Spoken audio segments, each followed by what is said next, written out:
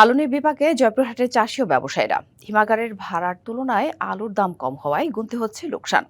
কৃষক ও কৃষি বাঁচাতে আলুর ন্যায্য মূল্য বেঁধে দেওয়ার দাবি তাদের। এ বিষয়ে সরকারের উচ্চ পর্যায়ে কথা বলার আশ্বাস কৃষি বিভাগের। জয়পুরহাটে দামসহ ৬০ কেজির এক বস্তা আলু হিমাগারের সংরক্ষণে কৃষকের খরচ ১,৩৫০ টাকা, কিন্তু বর্তমানে সমপরিমাণ আলু বাজারে বিক্রি হচ্ছে ৯৫০ টাকায়। ফলে প্রতি বস্তায় সংরক্ষণকারীর ক্ষতি অন্তত ৪০০ টাকা। এবার জয়পুরহাটের ২২টি হিমাগারে ২,৩০,০০০ মেট্রিক টন আলু সংরক্ষণ করেছেন ব্যবসায়ী ও চাষিরা। কিন্তু লাভ তো দূরের কথা, উৎপাদন ব্যয় ওঠাতেই এখন হিমশিম তারা। আসার দ্বারা কোল্ড স্টোরে রাখছি যে ১০ টাকা তখন পাবো, তো এখন আসে ভাড়া বস্তা সবকিছু বাদ দিয়ে প্রত্যেক মনে ২০০ টাকা কম পাচ্ছি। ২০০ বস্তা বিক্রি করে আসে ৯৫০ টাকা করে দাম পাচ্ছি।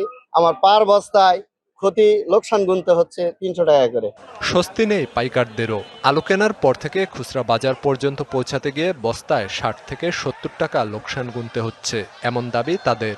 হিমাগার খরচা, কেয়ারিং খরচা, লেবার খরচা, বস্তা খরচা বাদ করে এখন পার কেজি আমাদের ৫-৬০ টাকা লোকসান। প্রতি বছর এরকম লস হলে আমাদের মরে যাওয়া ছাড়া কোনো উপায় নাই। ৬২ কেজি কিনে মোকামে পাঠায়, ওখানেও আমাদের লস হয়, গাড়িকে ১০-১৫-২০ হাজার টাকা লস হয়। সংগ্রহে ৪ মাস পরও আলুর দাম না বাড়ায় হতাশ কৃষক ও ব্যবসায়ীরা। নগদ নিয়ে এলো হার না মানা হার অফার।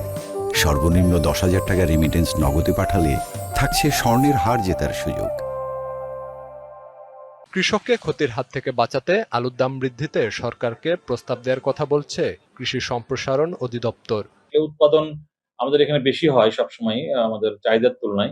সাপ্লাই যখন বেশি হয় তখন ডিমান্ডটা কমে যাওয়ার কারণে মূলত দামটা পড়ে যায়। সরকারের সাথে আমরা এই ব্যাপারে আমাদের মাননীয় মন্ত্রী মহোদয়ের সাথে আমরা এভাবে আলাপ করছি, তিনি পজিটিভ আমাদেরকে আশ্বাস দিয়েছেন। জয়পুরহাট জেলায় এবার আলু উৎপাদন হয়েছে প্রায় ৯.৫ লাখ মেট্রিক টন।